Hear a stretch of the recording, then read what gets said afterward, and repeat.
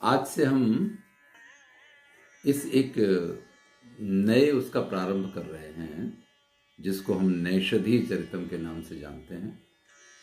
संस्कृत साहित्य, इसमें प्रसिद्ध 5 महाकाव्य हैं, जिनमें 2 कालिदास के कुमार संभव और रघुवंश, एक भारवी का किरातार्जुनीयम, माघ का शिशुपाल वध और कालक्रम के अनुसार सबसे अंत में आता है श्रीहर्ष का नैषधीय चरितम। जब हम बृहत्त्रयी की बात करते हैं तो उसमें किरातार्जुनीयम और शिशुपाल वध के साथ नैषधीय चरितम का समावेश होता है। अगर हम इन 5 महाकाव्यों की बात करें तो इनमें सबसे अधिक श्लोक संख्या वास्तव में बृहत्त्रयी का जो बृहद भ्राता है वो नैषधीय चरितम सिद्ध होता है। महाकवि श्रीहर्ष के जीवन परिचय से संबंधित वीडियो इससे पहले प्रस्तुत किया हुआ है। महाकवि श्रीहर्ष और उनके नैषधीय चरितम का परिचय भी प्रस्तुत किया हुआ है। इसलिए आज के इस वीडियो से प्रारंभ करने से पहले आप उन वीडियो को सुन के जो कुछ इसमें से आपको नहीं मालूम है वो चीज़ें वहाँ से जान सकते हैं। प्लेलिस्ट श्रीहर्ष नैषधीय चरितम के नाम से ही आपको मिल जाएगी। थोड़ा सा सामान्य परिचय अगर नैषधीय चरितम का लेना हो तो ये कथानक मुख्यतः महाभारत में पाया जाता है। अभी कुछ महीने पूर्व ही, या ये कहे कि अभी 1 महीने पूर्व ही लगभग, जो महाभारत के नित्य प्रति मेरे वीडियो आते हैं, सुबह 7 बजे एक वीडियो आता है, उसमें हमने नल दमयंती का आख्यान वन पर्व में सुना था। वहां बड़ा सुंदर, बड़ा विशद और बहुत ही भावपूर्ण वर्णन महर्षि वेदव्यास ने किया है। हुआ ऐसा कि युधिष्ठिर ने लोमस ऋषि से कहा कि ऋषिवर, मेरी तरह कोई राजा हो और उसको वन वन भटक के इतने दुख उठाने पड़े हों, आपको ऐसा कोई व्यक्ति ध्यान में आता है? मैं ही एक ऐसा दुर्भाग्यशाली हूँ जिसके साथ ऐसी सारी घटनाएं घटित हुई हैं। हर व्यक्ति जब दुख की बात आती है तो वो इसी प्रकार से सोचता है कि सबसे ज़्यादा दुख ईश्वर ने मेरे भाग्य में ही लिख दिया है। वास्तविकता ये नहीं होती है, लेकिन हर व्यक्ति को ऐसा ही लगता है। यही युधिष्ठिर के साथ हो रहा था। तब लोमस ऋषि ने उनको ये महाराज नल की कथा सुनाई थी कि किस प्रकार से ये पराक्रमी सम्राट तो थे, लेकिन इनके भाई पुष्कर ने और विशेष करके कलयुग के सानिध्य के कारण इनके साथ द्यूत क्रीड़ा की, उसमें ये अपना सर्वस्व हार गए। जैसे यहाँ द्रौपदी को दांव पे लगाया गया, दमयंती को भी दांव पे लगाने की बात थी, लेकिन महाराज नल इतने समझदार थे कि उन्होंने ये कार्य नहीं किया था। उन्होंने दमयंती को दांव पे नहीं लगाया था। तो वो जो मुख्य कथानक महाभारत का है उसको लेकर के, और हर कवि की एक अपनी क्षमता होती है, उस क्षमता के अनुसार इसको अत्यंत श्रेष्ठ रचना बनाने का जो कार्य श्रीहर्ष ने किया है वो संस्कृत साहित्य में हमेशा प्रशंसनीय रहा है। इसीलिए 5 महाकाव्यों में उसको स्थान मिला है। श्रीहर्ष के बारे में इस रचना को पढ़ने से पहले 1-2 बात कहने का मन होता है कि उनके लिए ये कहा जाता है कि वो माता की उपासना करके इतने विद्वान हो गए कि फिर वो जो कुछ कहते थे लोगों की समझ में ही नहीं आता था। तो फिर से उन्होंने त्रिपुर सुंदरी की उपासना की और उनसे वरदान मांगा कि माँ, मेरी बुद्धि को थोड़ा कुंठित कर दीजिए। जिससे कि मैं बोलूं तो लोग मेरी बात को समझ तो सकें। तो इस प्रकार की दंत कथा किसी और के बारे में नहीं पाई जाती कि व्यक्ति इसलिए उपासना करे कि आप हमारी बुद्धि को थोड़ा ऐसा कर दीजिए कि मैं कुछ बोलूं तो लोगों की समझ में आने लग जाए। ये एक इनके साथ विशिष्ट दंत कथा जुड़ी हुई है। बहुत बड़े विद्वान थे, इसमें तो कोई दो राय है नहीं। उनकी रचनाओं को आप देखें, उन्होंने जिस प्रकार से दर्शन को लेके, व्याकरण को लेके, वेदांत को लेकर के रचनाएं की हैं, उससे ही उनकी विद्वत्ता का ख्याल आता है। कालिदास की परंपरा की कवि नहीं है, ये भारवी और माघ की परंपरा के कवि हैं, जो अलंकारों पे अधिक ध्यान दिया गया है। यही कारण है कि इतने बड़े महाकाव्य में ये महाराज नल की कथा को पूर्ण नहीं कर पाए हैं। इन्होंने महाराज नल की कथा का प्रारंभ किया है नल के वर्णन से, और खाली नल और दमयंती के विवाह तक ही इस कथा को ले जा सके हैं। इससे आगे ये कथा, नल के पूरे चरित्र का वर्णन इस महाकाव्य में नहीं पाया जाता है। किस प्रकार से विवाह हुआ, किस प्रकार से विवाह से पहले की घटनाएं, उन सब चीज़ों का वर्णन यहाँ पे किया गया है। तो चलिए, अधिक वर्णन के लिए आप वहाँ देख सकते हैं हमारे जो इससे पहले के वीडियो हैं, तो आपको लाभ मिल जाएगा। हम आज से प्रारंभ कर रहे हैं नैषधीय चरितम महाकाव्यम का पहला सर्ग। जैसा कि मैंने पहले कहा कि बृहदत्रयी में ये सबसे बड़ा भाई है। इसका पहला सर्ग जो है उसमें 145 जितने श्लोक हैं, और ये हमारा सौभाग्य है कि प्रत्येक सर्ग के अंतिम श्लोक में महाकवि श्रीहर्ष ने अपना परिचय दिया है, और इस परिचय में उन्होंने अपनी माता का नाम और अपने पिता का नाम, श्री हीर जो उनके पिता का नाम था और मामल्य देवी जो उनकी माता का नाम था, उन दोनों का उल्लेख किया है। तो ये भी एक हमारे लिए अच्छे सौभाग्य की बात है कि हम बिल्कुल अंधेरे में नहीं रहते हैं कि ये रचना किसकी है। नहीं तो कई बार क्या है कि हमें रचनाकार का नाम ही नहीं पता होता है। कुमार संभव पूरा पड़ जाए, कहीं पता ही नहीं चलेगा कि किसने लिखा है इसको। तो ठीक है कि हम कहते हैं कि कालिदास ने लिखा है, इसलिए उसको कालिदास की रचना मान लेते हैं। चलिए प्रारंभ करते हैं नैषधीय चरितम का। निपीयश क्षिति रक्षिणः कथां तथा द्रियन्ते न बुधा सुधामपि नलः शितच्छत्रित कीर्तिमंडलः स राशि राशीन महसाम महोज्ज्वल। अगर हम बात करें कि ग्रंथ का प्रारंभ मंगलाचरण से होता है, तो यहाँ किसी देवी देवता का मंगलाचरण नहीं प्रस्तुत किया गया है। आप ये कह सकते हैं कि वस्तु निर्देशात्मक मंगलाचरण है। जैसे कि हमारे यहाँ प्रथा है कि 3 प्रकार का मंगलाचरण माना जाता है। एक है आशीर्वादात्मक, एक है नमस्कारात्मक, और इन 2 में से जहाँ सीधी आप स्टोरी पे आ जाएं तो उसको हम कहते हैं कि वो मंगलाचरण कैसा है, वस्तु निर्देशात्मक। तो यहाँ किसी देवी देवता की उपासना नहीं की है। जैसे कालिदास वागर्थाव्यो संपृक्तो कह के जगतः पितरो वंदे पार्वती परमेश्वरों कहते हैं, या श्री की उपासना, लक्ष्मी की उपासना भारवी माघ वगैरह करते हैं। ऐसा कोई यहाँ पे इन्होंने प्रयास नहीं किया है।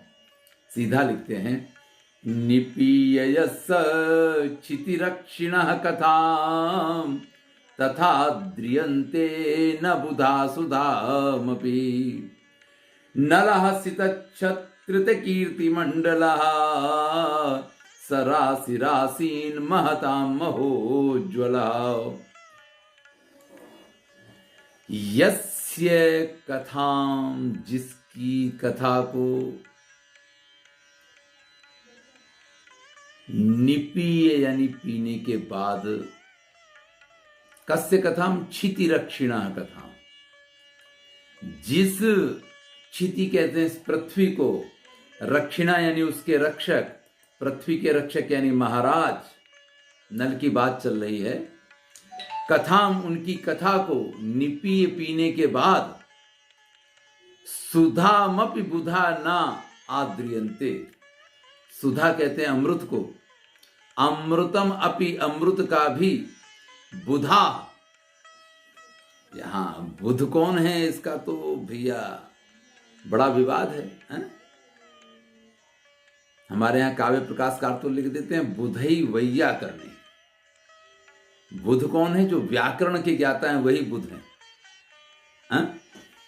तो कुछ लोग मानते हैं कि जो बहुत सारी विद्याओं के जानकार हों उनको बुध कहा जाएगा, लेकिन साहित्य की भाषा में बुध वो होता है जो सहृदय होता है।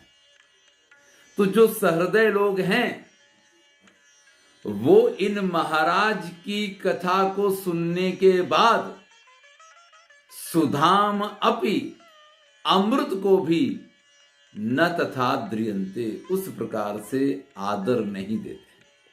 यानी अमृत से भी श्रेष्ठ है इन महाराज की कथा। वो कैसे हैं महाराज?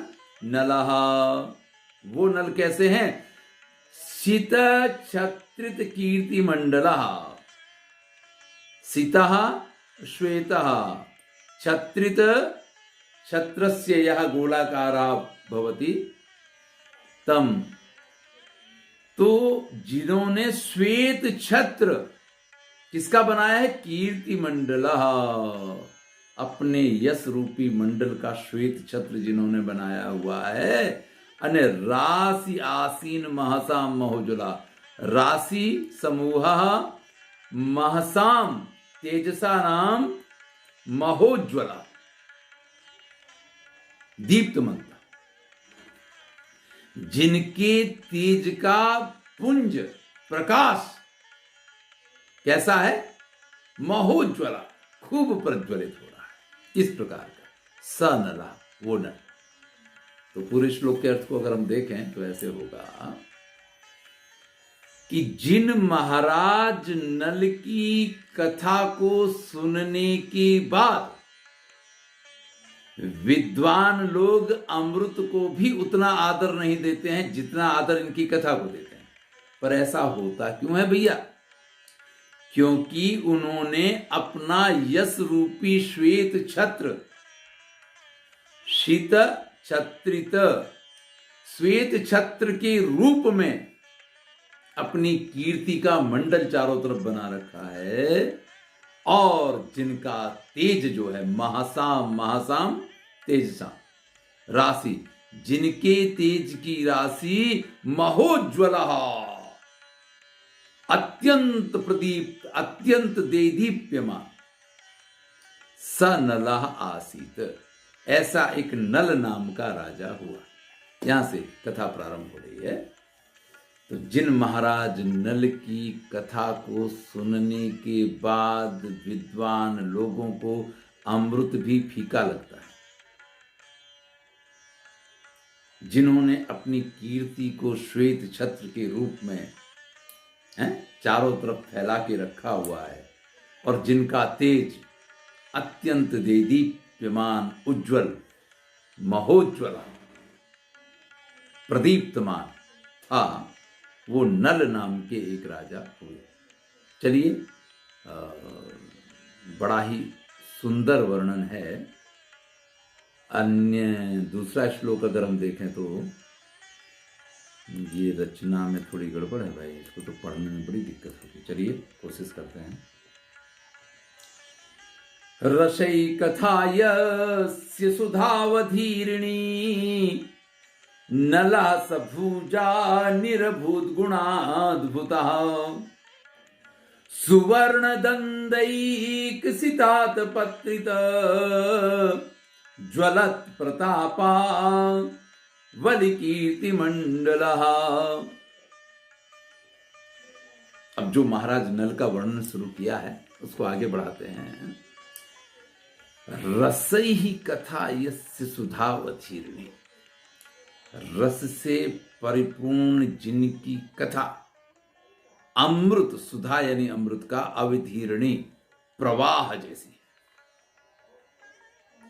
इन महाराज नल की कथा जो है वो अमृत रस को बहाने वाली है। नलः स भूजा निरभूत गुणाद्भुता, वो जो नल नाम के राजा हुए वो अद्भुत गुणों से युक्त थे। भाई ये तो वर्णन कर दिया कि महाराज नल नाम के एक राजा हुए, लेकिन अब उनके गुणों की चर्चा करते हुए कह रहे हैं कि अद्भुत गुणों से युक्त थे। उनके गुणों का मंडल किस प्रकार का वर्णन करते हैं? सुवर्ण दंडैक सितात पत्रिता। देखिए एक छत्र है, सित એટલે धवल, सित यानी धवल सफेद वर्ण का एक छत्र है। आतपत्रित, आतपात या त्रायते सह आतपत्र, आतपत्र। ये भारवी को ये उपमा दी गई है, उनको आतपत्र कभी भारवी कहा जाता है। आतप कहते हैं धूप को, और उससे त्र यानी त्रायते थी आतपत्रा। आप ध्यान रखिए, आप बरसात में छाता लेकर के निकलते हैं, लेकिन छाता का जो नाम संस्कृत में आतपत्र है वो बरसात से बचाने के लिए नहीं है। उसका नामकरण तो ये कहता है कि वो आपको धूप से बचाता है। तो यहाँ पे जो उन्होंने एक छत्र, धवल छत्र जो खड़ा किया है, पिछले श्लोक में इसकी बात थी, उसका दंड जो है वो सुवर्ण दंडा, सोने का उसका दंड है? और ज्वलत प्रतापा वलि कीर्ति मंडला। तो सोने का दंड क्यों है? छत्र कैसा है? जिसका दंड सोने का है और ऊपर से छत्र सफेद है, क्योंकि उनका जो प्रताप है वो तो दंड की तरह प्रचंड है। और उनका जो कीर्ति मंडल है, यश मंडल जो है, वो एकदम धवल है। तो अत्यंत प्रतापी हैं, अत्यंत तेजस्वी हैं और अत्यंत यशस्वी हैं। इस प्रकार से वो महाराज बहुत सारे गुणों की खान हैं, जिनकी रसपूर्ण कथा लोगों को अमृत जैसा आनंद देने वाली है।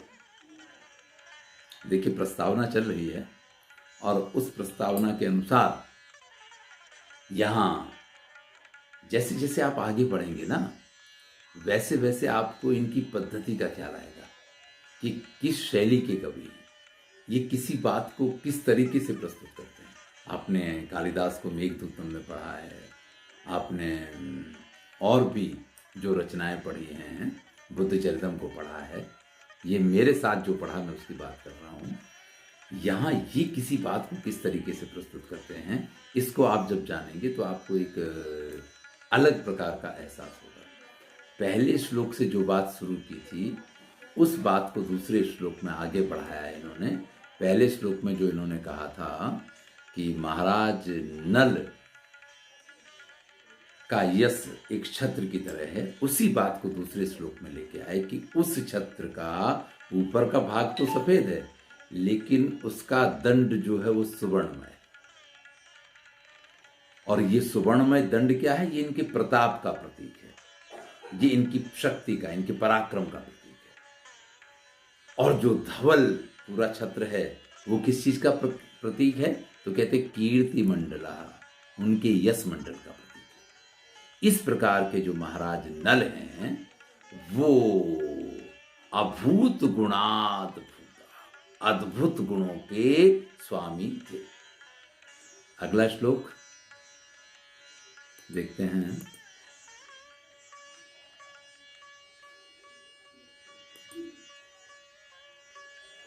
पवित्रमत्रा तनुते जगद्युगे, पवित्रमत्रा तनुते जगद्युगे, स्मृता रसक्षालनयैव यत्कथा, कथं न सा मद्गिरमा विलासमपि, स्वसेविनीमेव पवित्र इष्यति। देखिए कालिदास की एक पद्धति थी, वो कहते हैं क्व सूर्य प्रभवो वंशः क्वचाल्प विषयामति, तितिषु दुस्तरम मोहाद रूपे नास्मि सागरम। उनकी एक अपनी पद्धति थी। आप जब किसी रचना का प्रारंभ पढ़ते हैं ना, तो आपको 2 रचनाओं को एक साथ रखना चाहिए। जो खास करके पीएचडी वगैरह के विद्यार्थी हैं, जो आगे निबंध लिखना चाहते हैं या किसी को अपना प्रोजेक्ट तैयार करना हो, उनको इन सब चीज़ों का बड़ा ख्याल करना चाहिए कि किसी रचना का प्रारंभ किस प्रकार से होता है। कालिदास ने अपनी रचना का प्रारंभ किया तो कैसे किया, भारवी ने किया तो कैसे किया, माघ ने किया तो कैसे किया, हर्ष कर रहे हैं तो कैसे कर रहे हैं। आप शुरुआत के 5-7 श्लोक जब पढ़ते हैं, 10-11 श्लोक जब पढ़ते हैं, तो आपको इस चीज़ का एहसास होना चाहिए कि किस किस तरह से किसी रचना का प्रारंभ किया जा सकता है।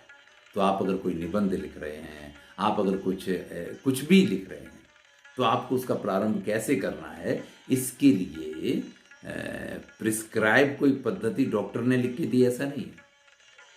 लेकिन इन सब पद्धतियों के अनुसार आप किसी एक पद्धति को एडॉप्ट कर सकते हैं और उसके अनुसार आप आगे चल सकते हैं, उसके अनुसार आप कार्य कर सकते हैं। चलिए तीसरा श्लोक देख रहे हैं। पवित्रमत्रा तनुते जगद्युगे स्मृतार सक्षालन एव यत कथा। भाई जिनकी ये जो कथा है ना, रसक्षालन इव, जैसे रस से किसी चीज को धोया जाए, जैसे जल से किसी चीज को धोया जाता है और वो चीज साफ हो जाती है, इसी प्रकार से इस कथा को स्मृता याद करने पे इस संसार में पवित्रताम तनुते, लोग पवित्र हो जाया करते हैं। देखिए जब हम महाभारत पढ़ते हैं तो महाभारत के प्रत्येक कथांश के बाद में उस कथा के श्रवण का महिमा आता है कि ये जो कथा है इसको सुनने से आपको क्या लाभ होगा, इसका महिमा क्या। तो इस प्रकार से जिन चीज़ों को प्रस्तुत किया गया है उसमें इनके बारे में, महाराज नल के बारे में जो वर्णन पाए जाते हैं, वो वर्णन ये कहते हैं कि महाराज नल की इस कथा को सुनने वाले व्यक्ति के ऊपर कलयुग की असर नहीं होगी। अब भैया अगर हमारे ऊपर कलयुग की असर ना हो तो ना तो हम झूठ बोलेंगे, ना हम गलत काम करेंगे, तो हम तो धर्मात्मा हो जाएंगे। तो हम तो कैसे हो गए, एकदम पवित्र आत्मा हो गए। उसी बात को कह रहे हैं कि यत कथा स्मृता पवित्रताम आतनुते, जिसकी कथा का स्मरण करने मात्र से व्यक्ति पवित्र हो जाया करता है। रसक्षालन इव जगत्यते, जैसे ये संसार जल से धुल के साफ होता है। आप इस संसार में जानते हैं कि अगर हमें साफ सुथरा होना है तो अभी भी क्या चलता है कि कोरोना से बचने के लिए साबुन से हाथ धोइए, हैं, बराबर धोइए, 20 सेकेंड तक घिस घिस के धोइए। तो ये क्या है, ये रसक्षालन है। ये आप जल से हाथ धोते हैं और उससे अपने हाथों को साफ करते हैं। लेकिन जैसा कि हम जानते हैं कि गंगा का स्नान करने से शरीर तो पवित्र हो सकता है, लेकिन मन और आत्मा को पवित्र करना है तो उसको गंगा जल पवित्र नहीं कर सकता। उसको तो पवित्र करने के लिए आपको किसी इस प्रकार के साहित्य की जरूरत पड़ेगी जो आपके जीवन में परिवर्तन ला दे, जो आपके जीवन को श्रेष्ठ बना दे, जो आपके जीवन को एक नई दिशा प्रदान कर दे। यहां कवि ये कह रहे हैं, कथम न सा मद गिरि मा विलाम अपि। भाई जब मैं उस कथा का वर्णन करूंगा तो मेरी जो गिरा है, मद गिरम स्वसेवनी में पवित्रिष्यति, जब मैं अपनी वाणी से उस कथा की सेवा करूंगा तो मेरी वाणी को ये क्यों पवित्र नहीं बनाएगी। अर्थात मैं ये कार्य क्यों कर रहा हूं, अपनी वाणी को पवित्र बनाने के लिए कर रहा हूं। अब देखिए यहां कालिदास की तरह ये नहीं लिख रहे। कालिदास ने तो ये कहा था कि भाई जो विद्वान हैं वो इसकी परीक्षा करेंगे और वो आनंदित होंगे, इसलिए हम इस चीज को लिख रहे हैं। लेकिन यहाँ महाकवि हर्ष ये लिखते हैं कि जब ये कथा, जो लोग इस कथा का स्मरण करते हैं उनको पवित्र बना दिया करती है। किस प्रकार से पवित्र बनाती है उसके लिए कहा है, रसक्षालन एव जगद्युगे, जैसे रस से यानी स्नान करने से या गंगा जल वगैरह से ये संसार पवित्र होता है, उसी प्रकार से इत कथा के स्मरण से पूरे लोग पवित्र हो जाया करते हैं। तो जब मैं अपनी वाणी से इस कथा का वर्णन करूंगा तो मेरी वाणी क्यों पवित्र नहीं होगी, अर्थात मेरी वाणी भी इसके कारण पवित्र हो जाएगी। तो यहाँ उन्होंने अपना प्रयोजन क्या रखा है कि उनकी वाणी पवित्र होनी चाहिए। इसलिए देखिए, ये यहाँ पे वृत्ति भाग में कुछ चीज़ें दी हुई हैं, हम इनको देखें कि क्यों ऐसा श्री हर्ष को लिखने का मौका मिला। यहाँ पे 2 श्लोक दिए हुए हैं। एक है करकोटकस्य नागस्य दमयन्त्यानलस्य च ऋतुपर्णस्य राजर्षे कीर्तिनम कलिनाशनम। भाई जो करकोटक की कथा सुनेगा, जो दमयंती की कथा सुनेगा, जो नल की कथा सुनेगा, जो ऋतुपर्ण अयोध्या के राजा थे हैं? जिनके यहाँ जाकर के ये रहे थे हमारे महाराज नल, तो जो महाराज ऋतुपर्ण की कथा सुनेगा, कलिनाशनम, उसके ऊपर कलयुग का प्रभाव नहीं आएगा। एक और श्लोक दिया है, पुण्य श्लोको नलो राजा पुण्य श्लोको युधिष्ठिरा पुण्य श्लोका च वैदेही पुण्य श्लोको जनार्दन। इस संसार में 4 को अत्यंत श्रेष्ठ धर्मात्मा पुण्यात्मा माना गया है। कौन कौन है? तो महाराज नल हैं, महाराज युधिष्ठिर हैं, माता सीता हैं और भगवान श्री कृष्ण हैं। इन 4 को परम श्रेष्ठ और पवित्र आत्मा माना गया है। तो इस प्रकार से नल की कथा जो है वो लोगों के लिए उनको पवित्र बनाने वाली होती है। इस चीज को यहाँ प्रस्तुत किया है। चलिए अगला श्लोक देखते हैं। कहते हैं, अघीति बोधाचरण प्रचारणे दशाश्चतस्रा प्रणयन्नुपादिभिः चतुर्दशत्वं कृतवान् कुतः स्वयं न वेद्मि विद्यासु चतुर्दशत्वं। यहां से आप श्री हर्ष की जो पद्धति है उस पद्धति को पढ़ना शुरू कर रहे हैं। इस श्लोक को जब आप पढ़ेंगे तो आपको पता चलेगा कि श्री हर्ष किसी बात को किस प्रकार से प्रस्तुत करते हैं। वो कहते हैं, अधीति बोधा चरण प्रचारणई। अधीत कहते हैं पढ़ने को, बोध कहते हैं समझने को। अधीत कहते हैं पढ़ने को, बोध कहते हैं समझने को, आचरण समझ सकते हैं कि उसके आचरण करने को कहते हैं, और प्रचारणई ही उसको लोगों तक पहुंचाना। कोई भी विद्या है उसके 4 अंग होते हैं। एक अंग है उस विद्या को पढ़ना, अधीत यानी पढ़ना, बोध यानी उसको समझना। हमें प्रारंभिक जब शिक्षा दी गई गुरुकुल वगैरह में तो क्या कहा गया कि तर्क संग्रह को कंठस्थ करना है, लघु सिद्धांत कौमुदी को कंठस्थ करना है। वे बोलना शुरू करो, नत्वा सरस्वतीम देवीम शुद्धाम गुण्याम करोम्यहम पाणिनीय प्रवेशाय लघु सिद्धांत कौमुदीम। फिर आयोन रे 6 वर्ष लेना। जब हमने बोलना शुरू किया तो भैया हमें पूरी लघु सिद्धांत कौमुदी कंठस्थ होनी चाहिए। तब हमें ये नहीं मालूम था कि इका स्थाने यण स्यात् का अर्थ क्या है, हलंत्यम का अर्थ क्या है, ये प्रत्याहार क्या होता, तब कुछ नहीं पता था। तो क्या था? अधीत, कंठस्थ कीजिए। फिर बोधा, जब हम प्रथमा पूरा हुआ, पूर्व मध्यमा में आए तो हमें पढ़ाना शुरू किया गया कि भाई हलंत्यम का अर्थ होता है कि अंत्यम हल इत स्यात्, जो अंतिम हल है वो इत संज्ञक होगा। या द्रव्य गुण कर्म सामान्य विशेष समवाया सप्त पदार्था, 7 पदार्थों की बात हो गई। तत्र द्रव्याणे, उसमें जो द्रव्य की बात की थी अब द्रव्य की बात कर रहे हैं। उसमें जो गुण की बात की थी फिर गुण की बात कर रहे हैं, तो वही विषय सूची और उसी का आगे। तो ये सारी चीजें जब हमें बोध हुआ तब पता चला। अब बोध के बाद आचरण का नंबर आता है, आचरण का नंबर, और फिर उसके प्रचारण का नंबर आता है। तो प्रत्येक विद्या जो है उसके 4 भाग। पहला भाग है उसको पढ़ना, दूसरा भाग है उसको समझना, तीसरा भाग है उसका आचरण करना, और चौथा भाग है प्रचारणी, कि उसको फैलाना, उसको दूर तक ले जाना या उसका प्रयोग करना। ये 4 भाग है। तो ये 4 दशाओं से दशा चतस्रः, ये 4 उसकी अवस्थाएं हैं। प्रणयन उपाधि भी।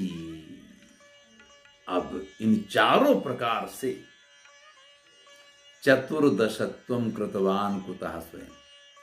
महाराज नल ने जो 14 विद्याएं हैं उनका अध्ययन किया, लेकिन सिर्फ अध्ययन नहीं किया, उनका बोध भी किया, उनका आचरण भी किया, उनका प्रचारण भी किया।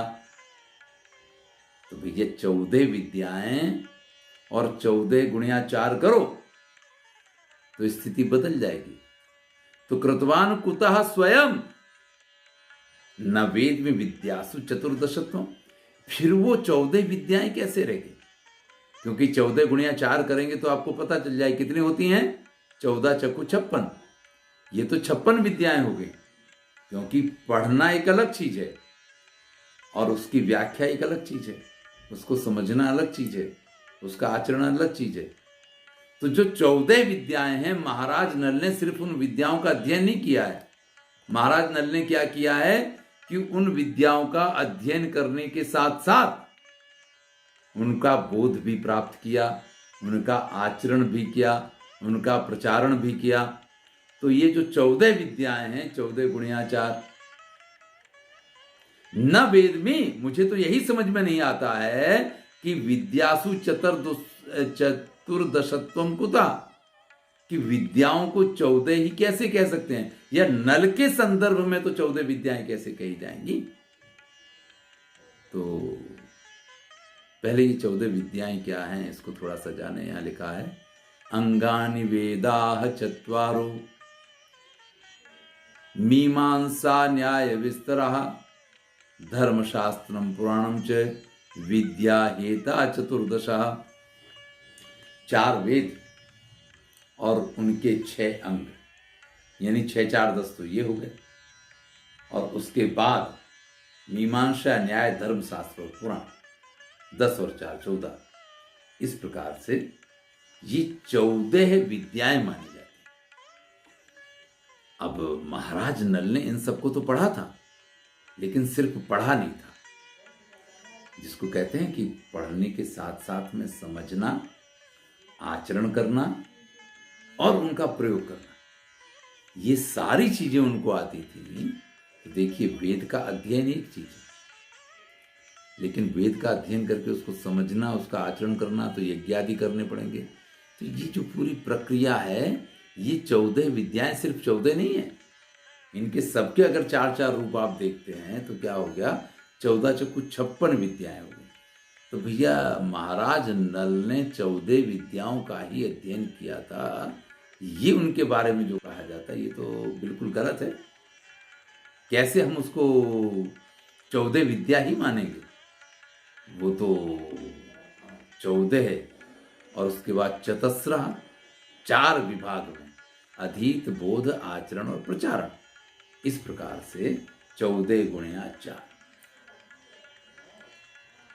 तो जब उन्होंने इन चारों प्रकार से उन 14 विद्याओं का अध्ययन किया है, तो उन विद्याओं को चतुर्दश स्वयं कुतः, तो उनको 14 विद्याएं ही कैसे कहा जा सकता है? यानी जीवन में प्रत्येक व्यक्ति को अगर किसी विद्या का अध्ययन करना है, तो ये श्रीहर्ष ये कह रहे हैं कि भैया सिर्फ अध्ययन से कार्य नहीं चलेगा, आपको अध्ययन के साथ उसको समझना होगा। आपको अध्ययन के साथ और उसको समझने के साथ उसको आचरण में लाना होगा। और इतना कम है तो उसके सारे प्रयोग जब आप करेंगे तो ही उसका वास्तविक ज्ञान होगा। और महाराज नल जो हैं उनमें ये सब कुछ था। अमुष्य विद्या रसनाग्र नर्तकी त्रयीव नीतांग गुणेन विस्तरम अगाहताष्टादशतां जिगीषया नवद्वय द्वीप पृथक जय श्रियाम। अब देखिए, ये कुछ उल्लेख इस प्रकार के हैं जो अलग अलग प्रकार से पाए जाते हैं। अब यही तो है कि प्रत्येक कवि का साहित्य अपनी तरह से विकास पाता है और अपनी तरह से आगे बढ़ता है, क्योंकि कवि की कुछ अपनी मान्यताएं होती हैं, कवि के कुछ अपने विचार होते हैं, कवि के कुछ अपने कथन का तरीका होता है। महाकवि श्रीहर्ष वो 14 विद्या वाली बात को आगे ले जाते हुए कहते हैं कि अमुष्य विद्या रसनाग्र नर्तकी, ये जो विद्याएं हैं ना, उनकी रसना के अग्रभाग पे नृत्य किया करती थी। देखिए, आप ये कहें कि विद्या कंठस्थ होती है, नहीं, कंठस्थ विद्या नहीं काम आती है। ये तो विद्या इनके लिए तो कंठस्थ से भी आगे कैसी थी, रसनाग्र नर्तकी, जो जिह्वा के अग्रभाग पे नाचती रहे। यही तो मजा है। आप कितने भी बड़े विद्वान हैं, लेकिन अगर समय पे आपको पंक्ति याद नहीं आती है तो आपकी सारी विद्वत्ता बेकार। और अगर आपको समय पे वो पंक्ति याद आती है, यानी आपके जिह्वा के अग्रभाग पे हमेशा वो विद्या विद्यमान रहती है, तो ही आप वास्तविक विद्वान हैं। यहां मुझे तो महाराज नल के वर्णन की अपेक्षा, जैसे श्रीहर्ष अपना ही परिचय दे रहे हों, अपना ही वर्णन कर रहे हों विद्या के संदर्भ में, बिल्कुल इस प्रकार का एहसास होता है कि जो श्रीहर्ष का परिचय पाया जाता है, जिस प्रकार से श्रीहर्ष की रचनाएं पाई जाती हैं, तरह मैंने पहले ही कहा था कि बहुत सारे व्याकरण को लेकर के, वेदांत को लेकर के, और साहित्य को लेकर के, ज्योतिष इत्यादि को लेकर के, मतलब सभी विधाओं का जिस प्रकार से उन्होंने सभी विद्याओं के ऊपर अपने ग्रंथ लिखे हैं, उसके अनुसार ऐसा लगता है कि यहाँ ये महाराज नल तो बहाना है, वो अपनी ही बात यहाँ पे प्रस्तुत कर रहे हैं। तो क्या कहते हैं कि ये विद्याएं जो है ना, उनकी रसनाग्र नर्तकी, उनकी रसना के अग्रभाग पे जो नृत्य करती रहती हैं। अब रसना के अग्रभाग पे नृत्य करना, भैया कोई जीव के अग्रभाग पे कोई नर्तकी नचती है क्या? नहीं, वो विद्या नर्तकी की तरह हमेशा जैसे इशारा हो, जरा सी थाप पड़ी नहीं, तबले की थाप पड़े। देखो, जिनको नाचने का शौक होता है, आप में से भी किसी को इस प्रकार का शौक हो सकता है? तो क्या होता है कि कोई गीत अगर बजे उसकी पसंद का, तो उससे रहा नहीं जाता है, पैर थिरकने लग जाते हैं, व्यक्ति खड़ा हो जाता है, रहा नहीं जाता उससे, वो सीधा। तो जब कोई विषय आकर के खड़ा हो और उस समय आपको वो पंक्ति तुरंत आपकी जिह्वा पे आ जाए, वो ज्ञान तुरंत आपकी जिह्वा पे आ जाए, तो ये मानना पड़ेगा कि विद्या जिह्वाग्र नर्तकी है। इस प्रकार से उनको विद्या कंठस्थ नहीं थी, उनके जिह्वा के अग्रभाग पे विद्यमान है। त्रैव,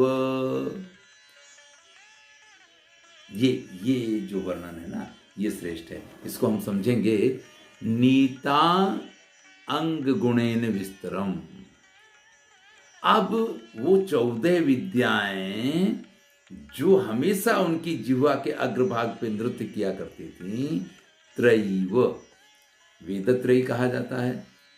त्रयी के बहुत सारे प्रकार हैं, लेकिन सबका प्रयोग एक ही है। धर्म अर्थ काम को भी त्रयी में समाविष्ट किया जाता है।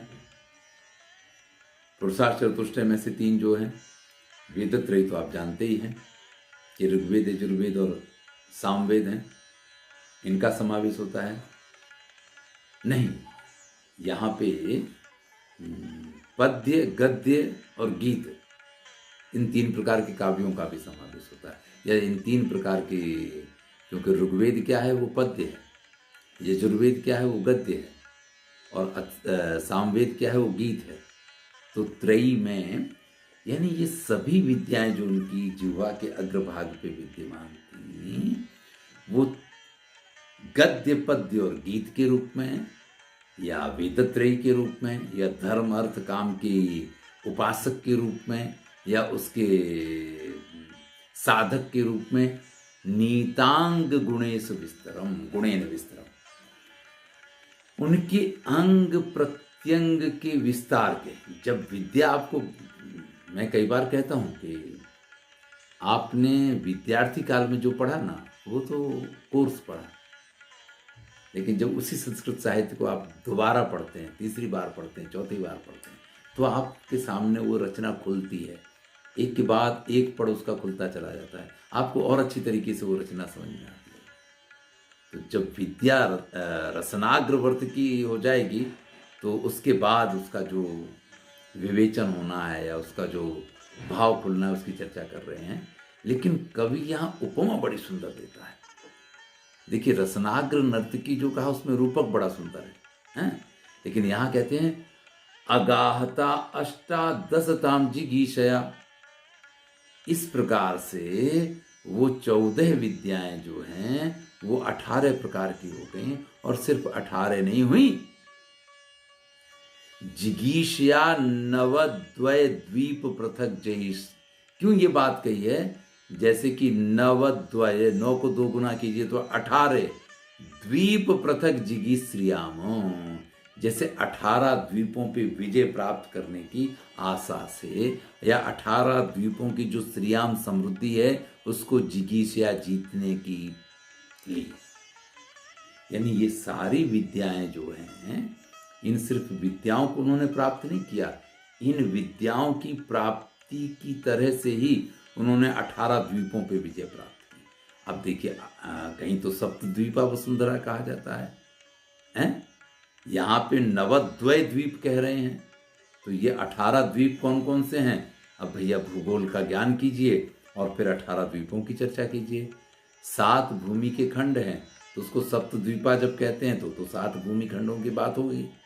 लेकिन जब ये 18 द्वीप की चर्चा कर रहे हैं तो फिर उसको आपको समझना पड़ेगा, और भूगोल उठाएंगे तो ही आप इनको जान पाएंगे। ये बड़ा नैषधि चरितम के बारे में कहा ही जाता है, जैसे कि मैंने पहले भी कहा था कि इनके बारे में ये कहा जाता है कि ये इतने ज़्यादा विद्वान हो गए कि इनकी बात लोगों को समझ में नहीं आती।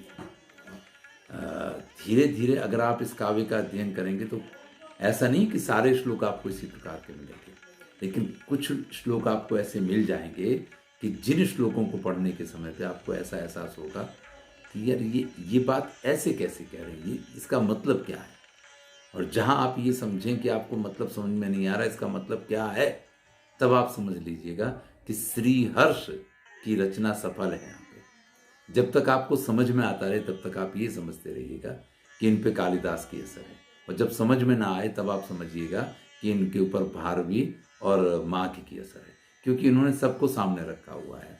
और इनकी रचना में आपको सबका दिगीस वृंदास्य विभूतिरीशिता दिशां च काम प्रसभावरोधिनीं बभार शास्त्राणि दृशं द्वयाधिकां निज स्त्रीनेत्रावतरत्व बोधिकां। देखिए इस श्लोक में कवि किस प्रकार से वर्णन कर रहे हैं कि दिगीश, जो दिशाओं के ईश हैं, स्वामी हैं।